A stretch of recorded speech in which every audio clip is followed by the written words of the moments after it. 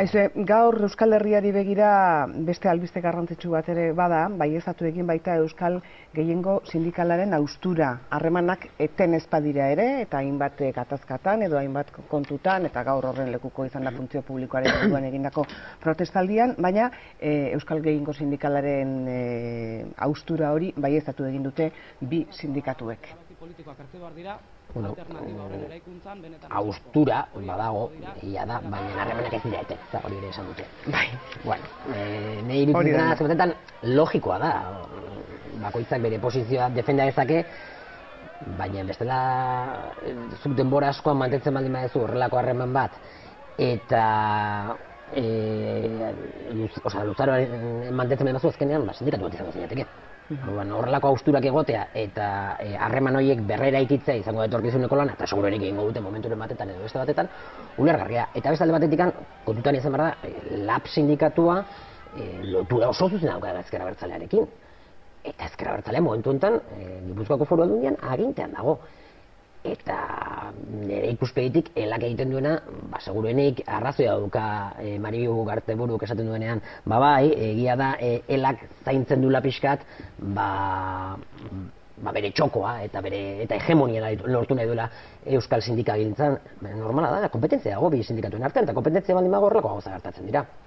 Egotzi diona Maribi Ugarteburuk elari ere da, momentu historiko honetan, haustura sortzea neurri batean, ez da? Txingminozek egindako adierazpen batzuren arira. Momentu historikoarena, momentu historiko bada, nik uste metodologia aldetik aldaketa bat eman dalako Euskal Gizartean, egia da bake eskenatoki batetarantz goazela, eta ez dela egongo indarkeriari. Baina hitz egiten ari gara gai sozial eta ekonomikoetaz. Eta horrez dago bakerik. Klase borroka puri-purian dago momentu honetan. Eta ezin dakioken askatu sindikatu bati, batez ere sindikatu horrek ezberdin bazka lotura zuzenak alderdiekin da, haizu, irentxizazu Gipuzkoako diputaziotik datorren guztiarekin. Eta adibide garbi da jarriko, eta oso erraiz ulertzen dena. Kutxen aferarekin, hor, Ezker Abertzalea ez du negoziatu helarekin, ez du negoziatu herritarrekin, ez du hitz egin gurekin, negoziatu zuen kutxekin, eta negoziatu zuen ate itxi batekin, eta edabideak ez daudela aurrean. Aparte, edukia. Edukia ere kritikagarria da, eta nik hori ulertu dezaket, igual Ezker Abertzaleak defendatu dezakela eduki hori, ez zegoen beste alternatibatik, eta hau bakarrik lortu genezaken. Baina prozedurak, eta zenekin hitz egin zuen Ezker Abertzaleak, ez zuen hitz egin helarekin. Ezin duzuna norbaiteri eskatu da, jarrai nazazu niri. Eta nik nahi dudanean, zurekin kontatuko dut, eta nahi ez dudanean, ez du kontatuko. Edo kontragotea bakarrikan ez daudelako zu diputazioan, eta behitz daudenean adostasuna amatea.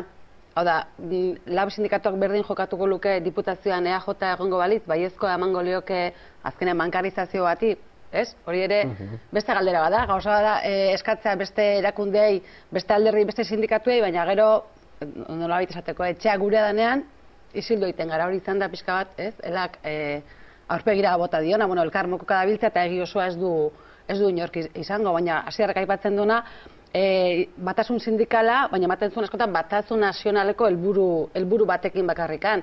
Eta pixka bat la planteatu ditu, kontrajarri moduan ezin dira planteatu, buru jabetasunan aldeko borroka eta klase borroka. Eta LABek aurpegira bota dio, momentu honetan izan beharko nuken nagusitasuna prozesua bera dala. Eta elak alderazit ustartu behar diala, baina hemen hori gai askoekin pasatu da Euskal Herrian. Antimilitarismoaz ari bagara emakumen mugimenduaz, pixka zurgatu egin ditula beste borroka edo lehentasun nazionalak. Gainera, prozesu hori, nik askotan, pentsatzen da, ze prozesu, badago ibilbide horrerik? Hori igual ere beraiek izango dute, baina ez da publikoa eta igual ez dute konpartitu ez da helarekin. Prozesu baldin badago, prozesu hori guztien artean eraiki beharko da.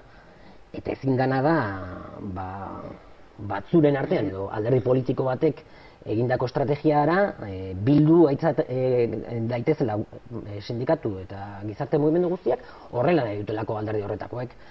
Nik uste gauzak tentuz hartu behar direla. Eta kutxen aferarekin bukatzeko pixkat, horre inkluso nik uste LABeri ere ez ziotela informatu, ze LAB jokoz kanpo egon zen adierazpena egin zituzenean eta akordioa ezagutarazi zutenean. Baina azkenean men? Bai, noski. Baina oso esanguratxo izan zen, LAB batean zegoen hor jokoz kanpo, orduan, nik uste, gainez, ez dakit ezker abertzaleak ez duen ulertzen, baina nik uste ezker politika batentzako oso garrantzitsua dela kontrabotere bat egotea. Eta kontrabotere bat egoteak ez nahi du, boterean dauden alderdiak normalean presioak izango dituzte bi partetatik. Alde, sozioekonomiaz ari baldin bagara, enpresarien partetik, eta sindikatu eta herritarren partetik.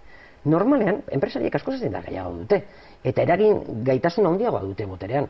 Orduan, normalena da, gizarte eragileak ere presionatzea. Naiz eta gero gizarte eragile horietako askok zuri botoa eman. Ez du zertan horregatik utzi behar presionatzeari. Iruditzen zaizue, harreman haustura honek edo etete honek edo dena delako honek eragina izan dezakela adibidez Gernikako akordioan edo holakoetan edo egin dezake bere bidea edo momentu ela batzeko urratsak eman daitezen edo delako zerbait gerta dadin. Nik uste oraingo Gernikako akordioan ez duela inpaktu handirik izango, eta hor inpas batetan gaude, nik uste ezker abertzale zabal horrek ibilbide horri antzeko zehoze behar dula. Nik uste aurreko programa batetan ere aipatzen dela, ezta? Tarteko helmugak behar dituzte eta tarteko helmugak ez da inon jarrita paper gainean. Boterean egoteagatik, horretarako egon dira alderdi asko ere bai Euskal Herrian, boterean egon direnak eta gauzak batzutan hobetu edo okerrago egin dituzte. Ezker abertzalea igualtxu, boterean dagoenean gauzak hobetu edo okerrago egingo ditu. Baina hori baldin bada bere eskaintza, ez da ezer berria, ez da prozesu bat, ez nahi. Aurretik bizi dugun prozesura batzea da, hemengo autonomia gestionatzea eta kitxo.